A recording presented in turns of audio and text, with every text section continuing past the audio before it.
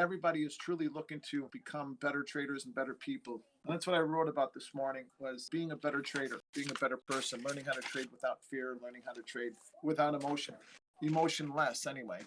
Trading without emotion is probably going to be impossible. I don't get too high when I have a series of good trades or a good trade, and I don't get too low. Just over the course of the last couple months, I never got too excited, never got too high on myself, never got too down on myself either. One of the most important compliments that somebody could ever give me is that they wouldn't know whether I'm up money or down money. On the trading floor, people would ask me hey, Pax, how was your day? Knowing that I had a great day. My answer was always, survived to fight another day. Or, I lost a little bit.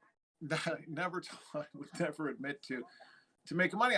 I didn't want people to know whether or not I was up or down, And now, because we're in here together, you guys know, or at least you have an idea. But what I hope is that you can't tell the difference in my attitude of whether or not I'm up or down a small amount or a large amount. And somebody asked me on Twitter this morning if I ever found a way to control fear of loss. And yes, I did.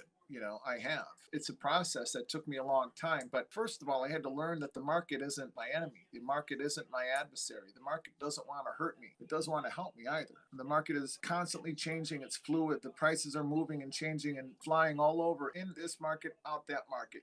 Capital flows in and out. It's up to us to figure out what that means and what the patterns are showing and how to take advantage of that. We open up a trading account, we put on our first trades, and boy, isn't it exciting.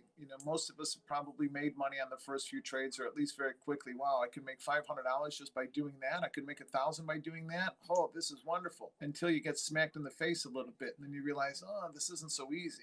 Yet you're never closest to having the best mental attitude towards trading as when you are that beginner, when you do not have any fear of the market. I talk about this all the time, but I'm going to continue to say it in different ways.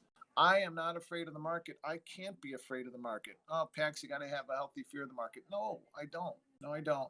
I don't have to have a healthy fear of the market. The only thing that I have to do is continue to maintain my habits so that I know whether or not the mistakes I'm making are based upon, or any mistakes that I make, whether or not they're based upon my process or whether they're based upon my attitude, my thinking. Maybe I didn't sleep enough, sleep well, or I didn't, whatever. I've got something on my mind. Remember CCFF: confidence, carefree, fearless, and focused. If we are not all four of those things, then those should be your mental checklist. If you are not confident and carefree, if you are not fearless and focused, then more than likely you shouldn't be trading. That's just the case. We absolutely have to be all four of those things every morning. That's your checklist. And then we place ourselves back in that position that we were in when we were younger traders, when we had nothing but hope, when we thought, holy cow, I can really do this, and confidence. Now, it's, again, we're human beings. We just can't turn off our emotions. We just can't come in here and, we're worrying about the world, worrying about people sick and the economy's restarting, whatever, all of that stuff. But it's mandatory. We have to. You walk into your office, whether your office is in your bedroom or whether your office is an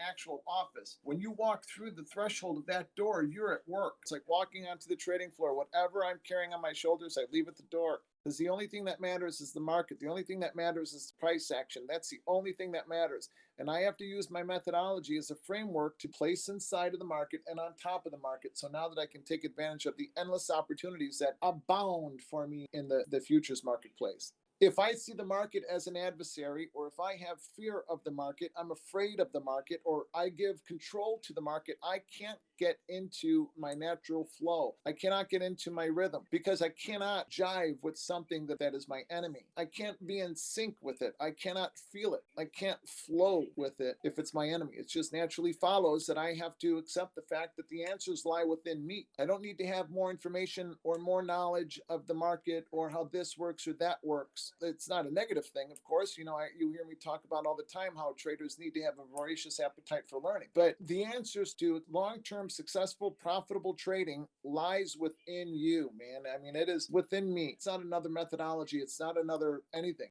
It's me. It's you.